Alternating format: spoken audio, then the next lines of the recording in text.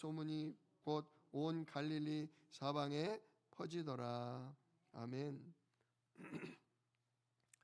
오늘 본문 말씀을 가지고 마가복음은 어떤 성경인가에 대해서 함께 은혜를 나눕니다.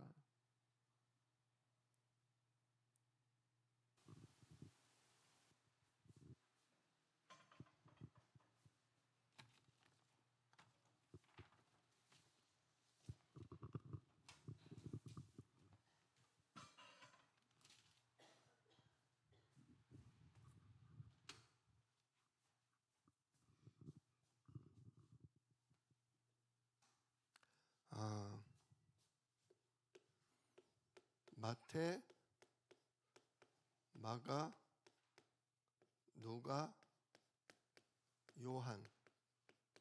전부 뒤에 뭐가 붙죠? 복음이 붙죠. 마태, 마가, 누가, 요한. 마가복음, 누가복음, 요한복음. 예. 그래서 이 네 앞부분의 네 성경을 뭐라고 그러냐? 복음서 그럽니다.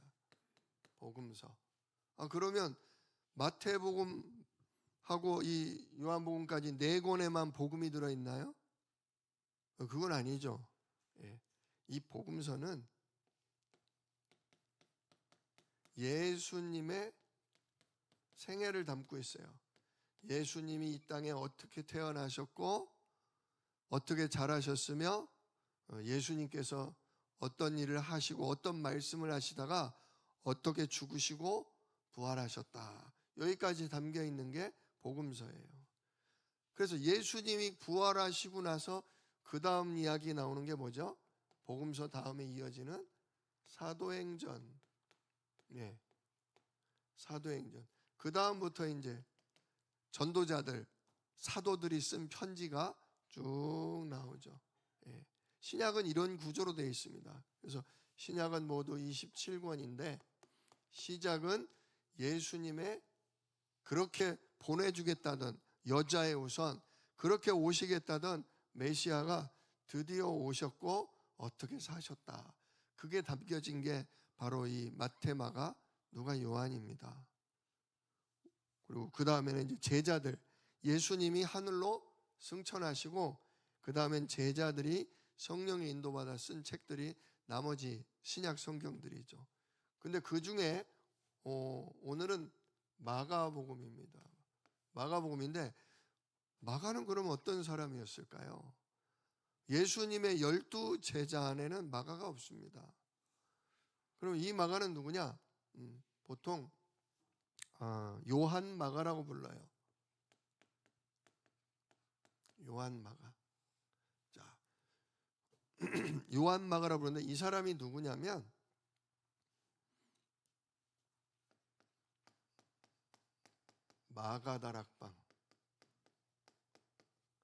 마가다락방이 있던 그 큰 집 있죠. 그 큰 집의 아들이 바로 이 요한 마가입니다. 한마디로 초대교회가 시작된 마가다락방의 역사, 성령이 임한 그 자리, 그리고 예수님이 뭡니까? 최후의 만찬을 했던 그 집, 바로 그 집의 아들이 누구다? 이 마가 요한인 것이죠. 그래서 이 진짜 사복음서의 내용과 굉장히 관련이 있는 사람이 바로 이 마가 요한입니다. 또 마가 요한은 누구냐? 바나바의 조카예요. 바나바. 아시죠? 사도 바울을 안디옥 교회로 불렀던 바나바. 예수님의 그 가룟 유다가 죽으면서 한 자리가 비니까 그 12번째 제자의 자리를 채우려고 제비를 뽑았는데 그때 후보 중에 한 명이 바나바였거든요. 바나바는 12 제자와 거의 맞먹는 70인 제자 중에서도 핵심 중에 핵심입니다. 근데 이 바나바의 조카가 또 이 요한 마가입니다. 그래서 이 요한 마가의 집에 예루살렘 교회의 수장이었던 베드로가 거의 자기 집처럼 와서 살았어요. 베드로의 원래 집은 어디예요? 갈릴리입니다. 갈릴리는 저 북쪽이거든요. 북쪽. 그리고 예루살렘은 남쪽이잖아요. 그래서 예루살렘 교회의 목사로서 베드로가 목회를 하면서 거의 이 요한 마가의 집에 머물렀죠. 그래서 어려서부터 요한 마가에게 예수님이 하셨던 일, 예수님께 들었던 말씀을 잘 전달해 준 거예요. 왜? 그 집에서 먹고 자면서 그 집 어린 렘넌트에게, 어린 후대에게 언약의 말씀을 계속 전달해 준 거예요. 그걸 누가 듣고 자란 거예요? 그걸 요한 마가가 듣고 자란 거예요. 요한 마가는 예수님이 계시는 동안은 아직 안 태어나가지고 예수님이 계신 걸 본 적은 없대요.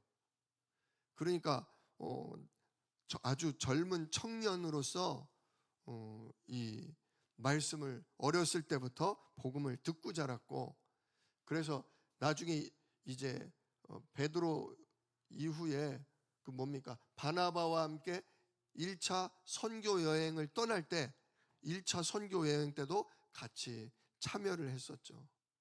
근데 잘 아시지만 1차 선교 여행을 가는데 아주 높은 산악지대를 넘어가야 되는데 너무 고생스럽고 힘드니까 중간에 요한 마가가 어떻게 해요? 저는 도저히 못 가겠습니다. 포기하고 집으로 돌아가요. 왜? 이 부잣집 도련님으로 곱게 자라가지고 고생이 잘 안 되는 거예요. 젊은 나이인데도 불구하고. 자, 아무튼 이런 배경을 가진 사람이 마가복음을 썼다.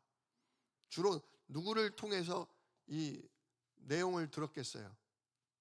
좀 전에 들으셨죠? 베드로. 그래서 이 마가복음의 또 다른 별명은 베드로 복음이라고도 합니다. 누구의 입술을 통해 기록됐기 때문에? 베드로가 마가에게 전달해 준 내용을 적었기 때문에 이 마가복음은 베드로 복음이라고 부르기도 한다. 또 이 마가복음의 특징은요, 굉장히 말씀, 이론 이런 부분은 없어요. 별로. 왜? 예수님이 하셨던 말씀 설교가 요한복음이나 누가복음이나 마태복음 보면요, 우리 성경 넘기다 보면 빨긋빨긋하게 왕창 나오지 않습니까? 즉 주님이 하셨던 말씀을 세세하게 마태, 마가, 요한이 기록했다면, 마태, 누가, 요한이 기록했다면 마가는 주님의 하신 말씀을 간결하게만 적었어요. 대신에 마가는 뭘 적었냐? 말씀과 이론보다는 주님이 하신 일, 어떤 일어난 사건, 이런 중심으로 기록을 했습니다. 그러다 보니까 말씀 내용이 많이 빠지다 보니까 지금 사복음서 중에 마가복음이 제일 짧죠. 다 마태, 누가, 요한은 20장이 넘는데 마가복음은 채 20장이 안 넘어요. 16장까지밖에 없어요. 그래서 아주 간결하면서도 주님이 무슨 일을 하셨는지를 명쾌하게 쓴 게 이 마가복음이다. 언제 썼냐? 68년에서 70년 사이. 지금 2024년이잖아요. 기록된 시기는 68년에서 70년.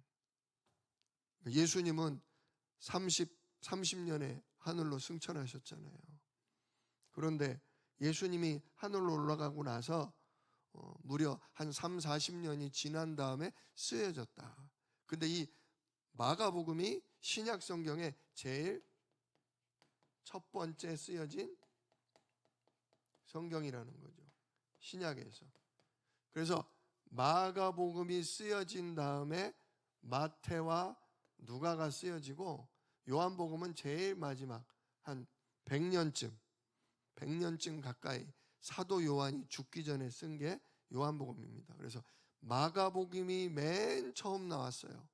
마가복음을 보면서 그걸 참고로 해서 마태와 누가가 자기들의 또 하나님의 성령의 인도하심을 따라 중요한 부분을 보충적으로, 또 중요한 부분을 더 세세하게 기록해냈다고 볼 수 있죠. 아무튼 최초의 신약 성경은 마가복음이라고 합니다. 자, 오늘 이제 여기까지 마가복음은 서론을 하고요. 자, 그렇다면 자, 마가복음은 어떤 성경이냐? 마가복음을 흔히 뭐라고 하냐면요, 마태복음이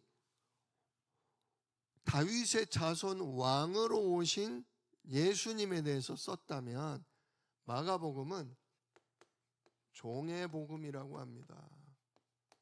종의 복음, 즉 하나님의 종으로서 하나님을 섬기고 많은 영혼들, 불쌍한 많은 영혼들을 돌보는 그런 주님의 모습을 담았다 해서 종의 복음이다 라고 설명해요. 그리고 굉장히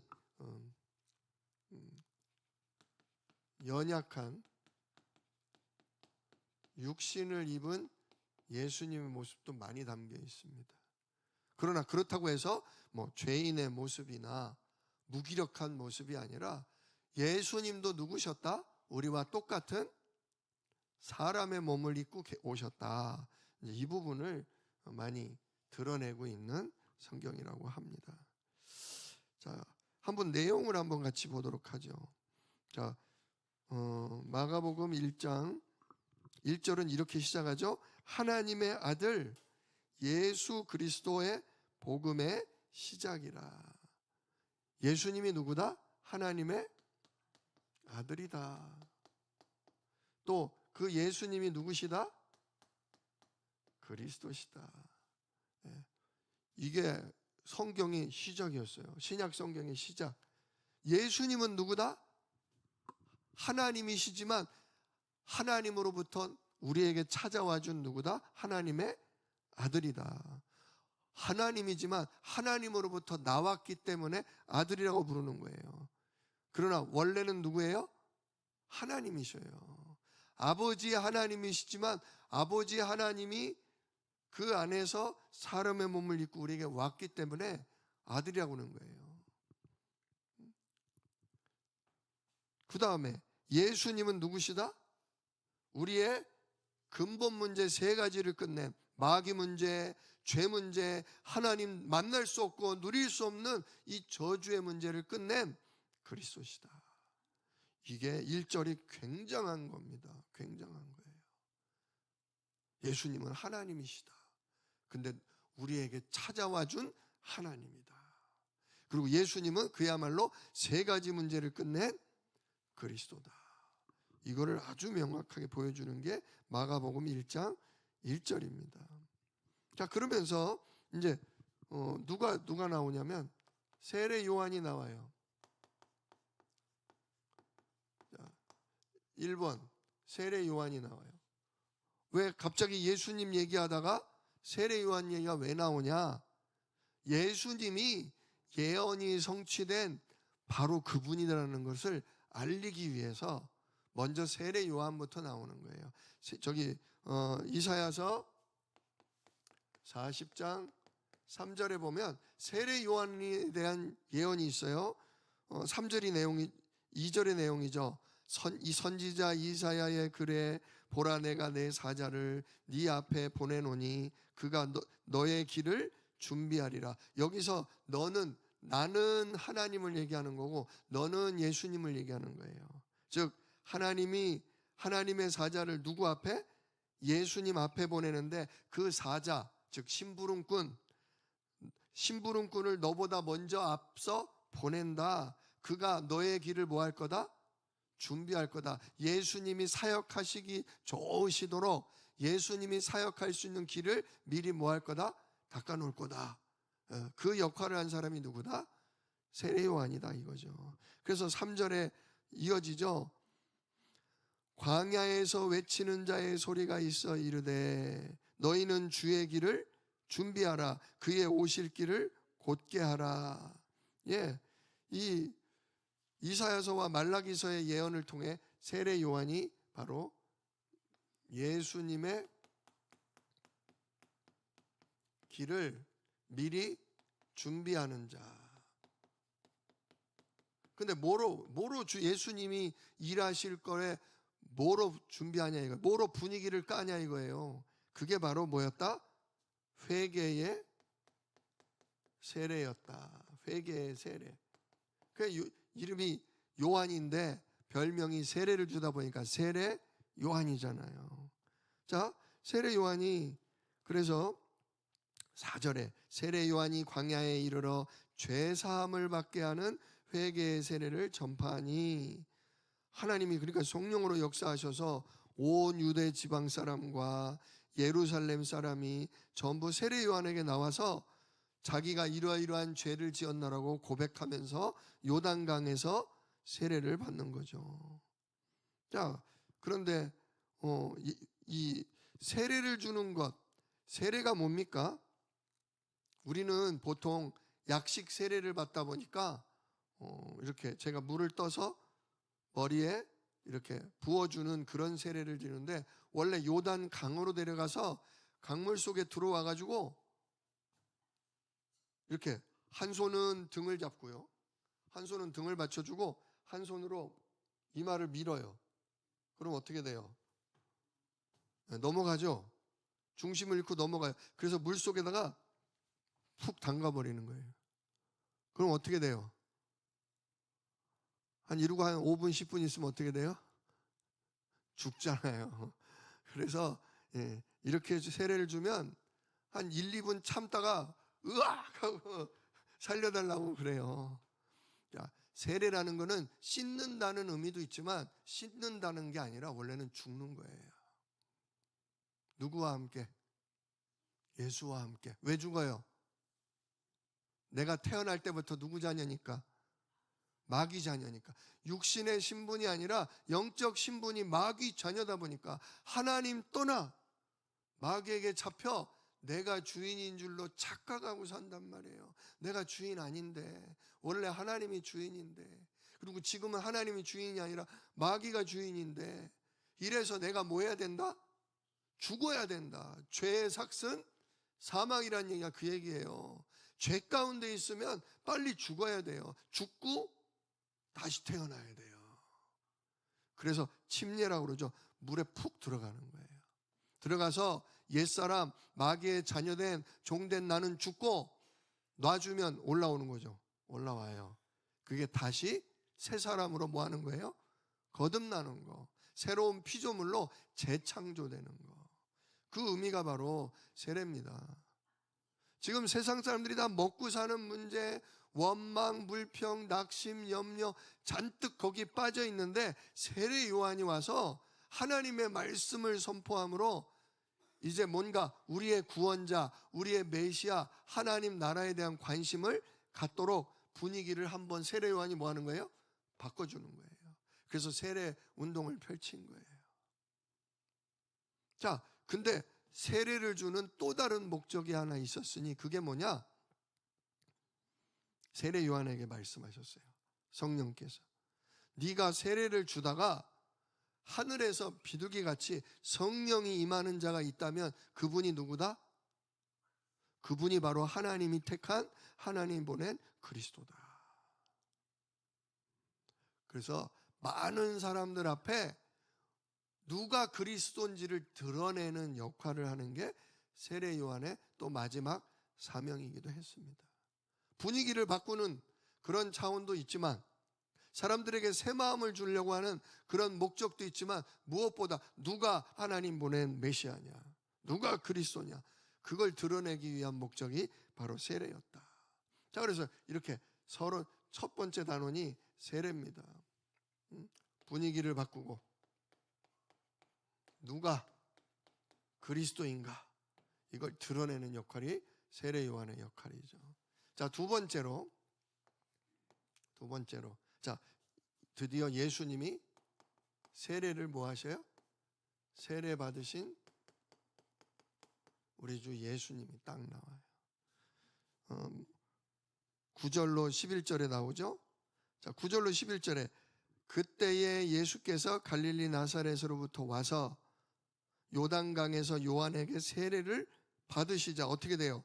곧 물에서 올라오실새 하늘이 갈라짐과 성령이 비둘기같이 자기에게 내려오심을 보시더니, 이건 예수님만 본 게 아니라 주변에 있던 요한과 많은 사람들이 봤다는 거예요. 다들 깜짝 놀라는 거예요. 근데 성령이 비둘기같이 내리는 게 보이겠어요? 안 보이겠어요? 보여요? 안 보여요? 보인다고 나오는데 보여요? 성령이? 안 보이죠? 예. 보이지는 않아요. 근데 누구는 보셔요? 하나님의 아들 예수님은 보실 수 있는 거예요. 왜? 예수님은 영의 눈이 있으시니까. 자, 근데 비둘기같이 내리더니 근데 하늘로부터 소리가 들렸어요. 소리가. 이 소리는 들리는 소리인 거예요. 자, 뭐라고 들렸냐? 11절에 하늘로부터 소리가 나기를 너는 내 사랑하는 아들이라. 내가 너를 기뻐하노라 하시니라. 예, 하늘로부터 음성이 들렸어요. 자, 세례를 받고 올라오시니까 성령이 비둘기같이 내렸고 거기다가 음성이 들렸는데 너는 내 사랑하는 아들이라. 너는 내가 기뻐하는 자라. 하나님 왜 기뻐하셔요? 예수님을?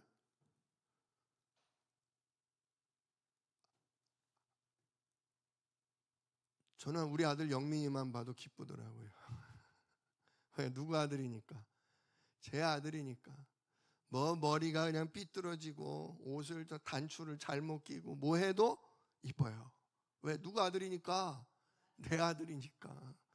성부 하나님께서 사람을 구원하기 위해 이 땅에 내려오신 예수님, 진짜 하나님의 소원, 하나님의 절대 계획을 이루기 위해 내려온 예수님 볼 때 하나님 얼마나 기쁘시겠어요. 너는 내 사랑하는 아들이라. 내가 너를 기뻐하노라. 그럼 우리는요? 우리는 하나님이 너는 내 딸이라. 내가 너를 뭐하노라? 사랑하노라. 기뻐하노라. 진짜 여러분 하나님 음성 들으시길 바랍니다. 그리스도와 함께 예수님을 나의 구주, 나의 그리스도로 영접하고 세례받은 우리를 주님이, 하나님이 선포하시는 거예요. 너는 내 사랑하는 딸이라. 내가 너를 기뻐하고 내가 너를 사랑하노라. 하나님의 사랑의 고백이에요. 내가 하나님 딸이 아니라면 감동이 없을 거예요. 근데 진짜 내가 예수 피로 죄값이 끝나고 예수 생명으로 내게 생명의 성령이 들어왔다면 이 음성 들으시기를 축원합니다. 나는 누구 딸이다? 나는 예수 생명으로 말미암아 새 생명 얻은 나는 하나님 딸이다. 하나님은 나를 기뻐하시고 하나님은 하나님의 뜻을 이룰 나를 사랑하신다. 진짜 인도받으시길 축원합니다. 아유, 내가 이렇게 말씀대로 못 살고 내가 이렇게 예배 생활, 기도 생활, 헌금 생활도 제대로 못 하는데 하나님 내가 무슨 나를 기뻐하시겠어? 하나님 뭐 나를 사랑하시겠어? 아까도 말씀드렸잖아요. 하나님이 아들로 내려와서 당신의 생명을 포기할 정도로 당신의 모든 영광과 자존심이 다 구겨지는 일을 겪을지라도 우리를 마귀 손에서 뭐 하기를 원하셨어요? 우리를 건져내기를 원하셨어요. 그리고 부활하시고 승천하신 예수님이 이름을 주시면서 이 이름을 영접해라, 이 이름으로 기도해라, 내가 너희에게 뭐 할 거다? 성령을 부어줄 거다. 여기 한번 보세요. 8절 말씀 같이 읽어봅시다. 나는 너희에게 물로 세례를 베풀었거니와 그는 너희에게 성령으로 세례를 베푸시리라. 이게 세례 요한이 남긴 놀라운 말이에요. 나는 너희에게 물로 세례 정도 주지만 예수님 그분이 오시면 너희에게 뭘 부어주신다? 성령을 부어주신다. 우리 이번 주 2부 메시지가 그거 아닙니까? 그릇에 뭘 채우자? 기름을 채우자. 나의 그릇에 기름을 채우자. 우리에게 성령으로 충만함 주옵소서. 성령은 들어오셨는데 이 성령이 완전히 사로잡혀서 이 성령으로 생각하고 이 성령으로 느끼고 이 성령으로 하나님을 섬기고 역사를 일으킬 수 있는 놀라운 증인 될 수 있도록 하나님 나에게 성령의 충만함 주세요. 근데 성령을 누가 부어준다고요? 예수님이. 그죠? 나는 너에게 세례 주지만 내 뒤에 오시는 그분은, 즉 예수님은 너에게 뭘 부어주시는 분이다? 성령으로 세례를 부어주시는 분이다. 오늘도 우리가 성령 충만해지는 비결은 뭐예요? 예수 이름, 예수 이름. 예수 이름으로 구하십시오. 구하는 자에게 성령을 주신다 하셨습니다. 성령 충만하지 않으면 우린 딴 생각해요. 딴 생각해. 성령 충만하지 않으면 우리 마음은 늘 근심, 걱정, 염려, 미움, 시기, 질투, 오만 것에 빠져들 수밖에 없어요. 여기 또 물 반 찼네요. 반은 뭐가 찼어요 그럼? 물 반, 공기 반. 그죠? 물 반, 공기 반이에요. 이제는 물 3분의 1, 공기가 3분의 2가 찼네요. 그죠? 뭘 채우느냐예요. 이게 우리의 하루의 삶이에요. 내가 오늘 예수 이름의 성령의 충만함 구하지 않고 받고 누리지 않으면 빈대니까요. 성령이 비어요. 떠나신다는 얘기가 아니라 성령의 인도를 내가 안 받고 있다는 얘기예요. 성령께 질문도 안 하고 성령이 일하시는 것도 관심도 없고 내 마음 생각이 그저 육신의 문제와 일을 해결하는 데 있으면 성령은 계시나 그분은 일하실 수가 없어요. 일 안 하고 기다리셔요. 기도할 때까지. 그래서 아침에 눈 뜰 때, 낮에 무슨 복잡한 일 터졌을 때, 밤에 잠잘 때 늘 성령으로 뭐 해야 돼요? 채워야 돼요. 채워야 돼요. 그분을 생각하고 그분께 질문하고 하나님 이 문제에 대한 주님의 계획이 뭡니까? 물어봐야 돼요. 그러면 알려줘요. 깨닫게 해요. 그러면 감사와 기쁨이 생기고 소망이 생기고 그래서 사랑의 수고를 할 수 있게 된다. 그거죠. 자, 성령으로 세례 부으시는 예수님. 자, 그리고 나서 이제 예수님이 12절로 13절은 예수님이 이것도 재밌어요.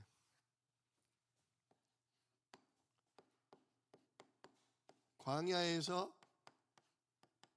성령을 받자마자 세례받고 성령을 받자마자 예수님이 광야에서 시험을 받는데요. 표현이 재밌어요. 12절에 성령께서 예수님을 광야로 뭐 하셨대요? 몰아내셨대요.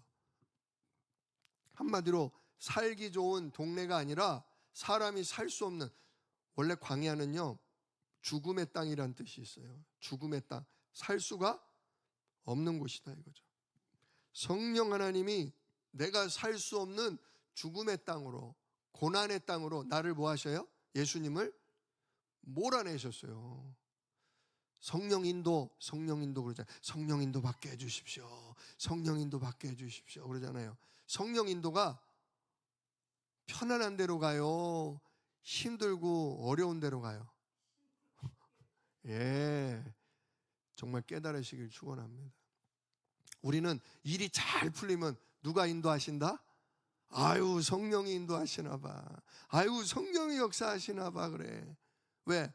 내가 생각하고 내가 좋아하는 쪽으로 이끌면 성령이 역사한다고 그래요. 내가 싫어하고 안 좋은 쪽으로 가면 누가 역사한다고 그래요? 이놈의 마귀 새끼가, 이 더러운 놈의 새끼가 그냥 나에게 이딴 일을 준다고, 아유 미치겠다고 그러잖아요. 그러면요 성령이 깜짝 놀라셔요. 내가 한 건데. 마귀는 옆에서 열받아요. 내가 한 거 아니야. 내가 한 거 아니야. 누가 이끌었어?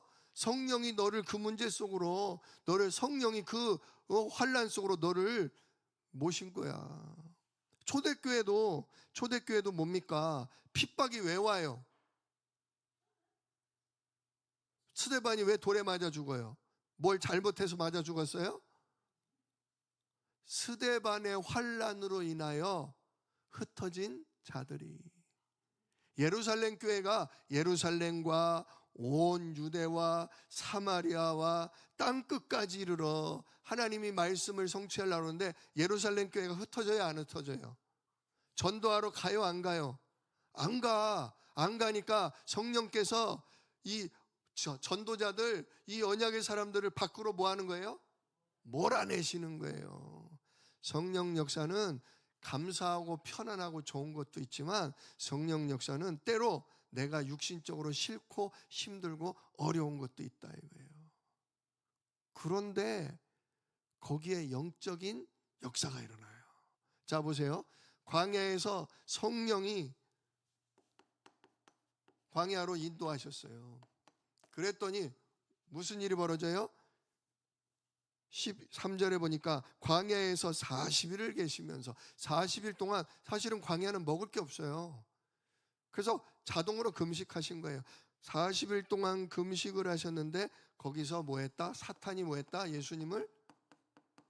예수님을 시험하고 유혹했다. 응? 야 배고프지? 너 배고프잖아. 너 하나님의 아들이잖아. 너는 능력이 있잖아. 이 돌을 가지고 뭐를 만들어? 떡을 만들어서 먹어. 너 능력 있잖아. 왜 바보같이 있어? 배고픈데 뭘 참아? 떡이 될지어다. 빵이 될지어다. 흙덩이를 가지고 물이 될지어다 하고 마시면 되잖아. 너도 육신을 가지고 있잖아. 마귀가 계속 관심을 어디 쪽으로? 먹고 사는 문제 쪽으로. 육신 문제 풀리는 쪽으로. 마귀는 계속 문제를 푸는 쪽으로, 육신 문제를 푸는 쪽으로 마귀는 시험하는 거예요. 근데 그때마다 마귀만 역사예요? 아니죠. 천사들이 뭐 하더라? 네. 천사들이 수종들더라. 근데 그렇게 금식하고 힘든 중에도 천군 천사가 예수님을 잘 금식을 견딜 수 있도록, 힘이 없고 어렵고 그 무더운 속에서도 잘 이겨내실 수 있도록 천사들이 와서 어루만지고 도와줬다. 이게 신자의 삶이에요. 성령은 우리를 복음과 전도 때문에 때로는 어려운, 또 우리를 갱신시키고 우리를 참 믿음 갖게 하려고 환난 속으로 우리를 몰아 넣으시기도 하지만, 그래서 마귀가 우리를 건드리기도 하지만 동시에 반드시 누가 우리를 돕는다? 너는 내 딸이라, 내가 너를 기뻐하고 내가 너를 사랑하노라. 그래서 우리를 천사를 통해 돌봐주신다. 이 영적인 사실을 마가복음이 시작에서부터 발견하시길 축원합니다. 지금 제가 말씀드리고 있는 이 마가복음의 서론이 마가복음 전체에 다 나오는 얘기예요. 앞부분에 딱 이렇게 엑기스가 나온 거예요. 자, 그러면서 이제 맨 마지막에 결론. 예수님의 첫 세 마디가 있어요. 예수님이 하신 말씀 세 가지가 있어요. 그게 바로 이 마가복음의 핵심입니다. 그리고 복음의 핵심이기도 하죠. 자, 예수님이 말씀을 오늘 마가복음 우리 읽은 본문에 3번 하셨는데 한번 봅시다. 15절 같이 읽을까요? 이르시되 때가 찼고 하나님의 나라가 가까이 왔으니 회개하고 복음을 믿으라. 아멘. 자, 예수님의 첫 번째 말씀이 뭐예요? 때가 찼다. 무슨 때가? 하나님 나라가 가까이 왔다. 하나님 나라가 곧 뭐한다? 임한다. 곧 성령의 역사와 천군의 수종이 곧 임한다. 예수님께는 이미 임했잖아요. 그죠? 광야에서 벌써 40일간 경험했잖아요. 근데 이 예수님이 이제 본격으로 활동을 하시면 예수님이 가는 곳마다 누가 따라다니신다? 성령이 역사하시고 가는 곳마다 천군 천사가 동원된다. 그럼 누가 무너져요? 예, 저주, 재앙, 멸망의 세력인 마귀가 무너진단 말이에요. 하나님 나라가 사단 나라에 쳐들어온 거예요. 하나님 나라가 이 언약 백성들 구원 얻기로 작정된 자들을 되찾으려고 하나님 나라가 예수님을 통해서 이제 쳐들어온 거예요. 포로된 자, 노예된 자, 진짜 눌린 자를 회복시켜 주시려고. 첫 번째 말씀은 하나님 나라가 가까이 왔다. 이제 본격으로 성령과 천군이 역사할 거다. 우리 지난번 마태복음 할 때 마태복음 12장 28절에 뭐라고 그랬어요?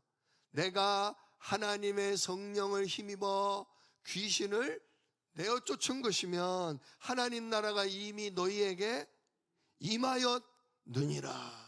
가까운 정도가 아니라 이제 예수님이 막 활동하니까 귀신들 이제 나가라 하는 순간 귀신이 쫓겨나갔다면 그게 누굴 힘입은 거다? 성령을 힘입은 것이고, 그게 이미 하나님 나라가 이미 이 흑암 나라에 쳐들어온 거다. 정복이 시작된 거다. 그거죠. 자, 그래서 첫 번째 말씀은 하나님 나라가 드디어 시작이 됐다. 하나님 나라가 예수님을 통해 시작이 됐다. 두 번째 말씀 뭡니까? 17절 같이 봅시다. 예수께서 이르시되 나를 따라오라. 내가 너희로 사람을 낚는 어부가 되게 하리라. 아멘. 자, 이게 뭡니까? 베드로와 안드레에게 하신 말씀이에요. 이들이 어부였거든요. 예수님이 첫 번째로 부른 제자가 갈릴리 바닷가에서 물고기 잡던 어부였어요. 시몬 베드로와 안드레에게 나를 따라오라. 내가 너희를 뭐하는? 물고기를 낚는이 아니라 사람을 낚는 어부가 되게 하라. 내가 너희를 사람 살리는, 진짜 사람을 구원하는 전도자로 내가 만들겠다. 그래서 두 번째는 사람 낚는 어부, 하나님이 우리를 뭐로 부르시는? 전도자로 부르시는 말씀이 두 번째 말씀이다. 자, 그리고 세 번째 말씀이 25절이죠. 25절을 같이 읽읍시다.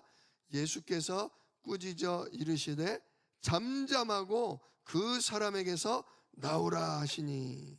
이거 누구한테 한 얘기죠? 거기 23절 보세요.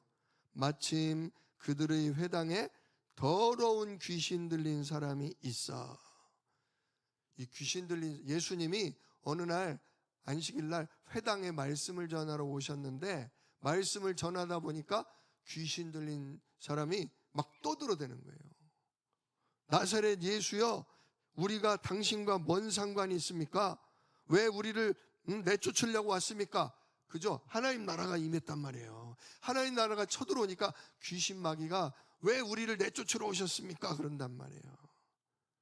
그러니까 예수님이 입 닥쳐, 잠잠하라. 그리고 그 사람에게서 뭐 해라? 나가라.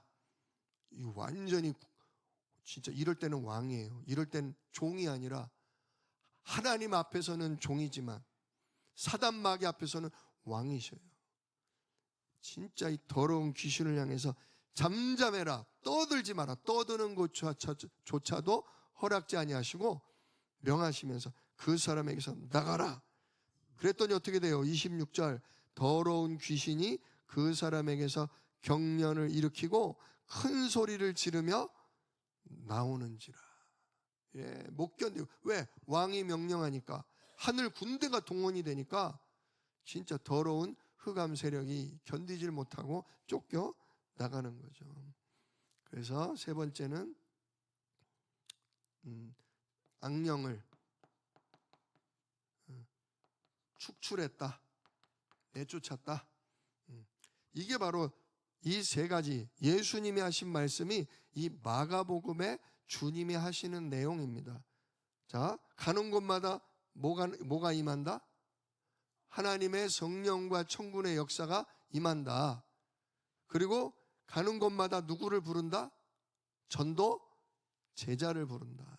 사람을 구원할 뿐만 아니라 사람을, 다른 사람 살리는 전도자요 증인으로 부르신다. 그리고 가는 곳마다 누굴 꺾는다?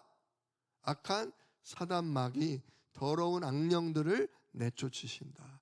이게 바로 마가복음에 계속 앞으로 이어질 내용인 것입니다. 오늘 마가복음은 어떤 성경인가에 대해서 얘기했는데요. 진짜 예수님은 하나님의 아들이시고, 예수님은 우리의 모든 문제를 해결한 그리스도십니다.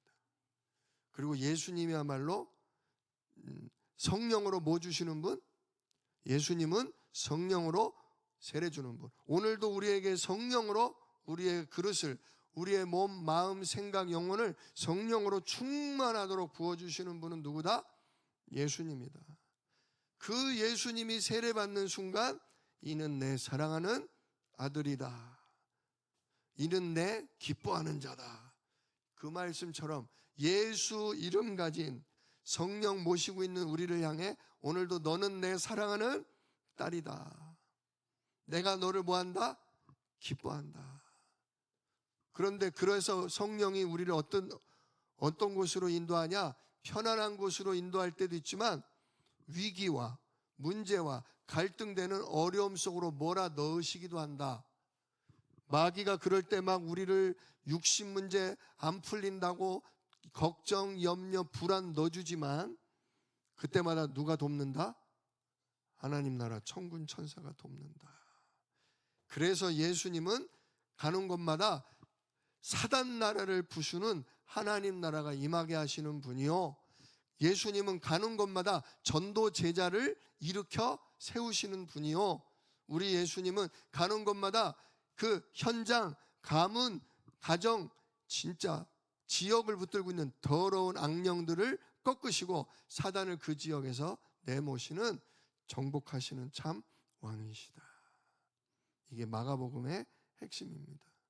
오늘도 이 말씀을 생각하면서 주님은 사랑하는 아들이셨고 나는 하나님의 사랑하는 딸이구나. 진짜 나는 오늘도 성령으로 충만함 받을 때 나는 사람을 낚는 전도자 될 거다. 이를 위해 내가 가는 곳마다 하나님 나라가 임할 거다. 더러운 악령은 쫓겨 나갈 거다. 그래서 나는 땅끝까지 증인 되고야만 한다. 진짜 성경 66권은 어디를 봐도 같은 내용입니다. 오늘도 이 말씀으로 충만함 누리시는 하루 되시기를 우리 주 예수 이름으로 축복합니다. 기도하겠습니다. 은혜로우신 아버지 하나님 감사합니다. 오늘 마가복음을 통하여서 예수님이 얼마나 하나님의 사랑받는 아들이었으며 얼마나 하나님이 기뻐하는 일을 섬긴 종이었는지를 보았습니다.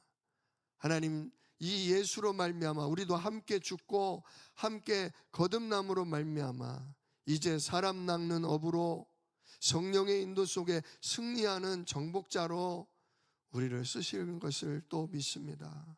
주여, 이 일을 위하여 오늘도 우리의 생각, 우리의 마음, 우리의 영혼, 우리 육신과 삶에 완전 성령으로 충만하게 부어 주시옵소서. 정말 눈에 보이는 것이 전부가 아님을, 사단이 속이는 육신의 것이 아니라 하나님의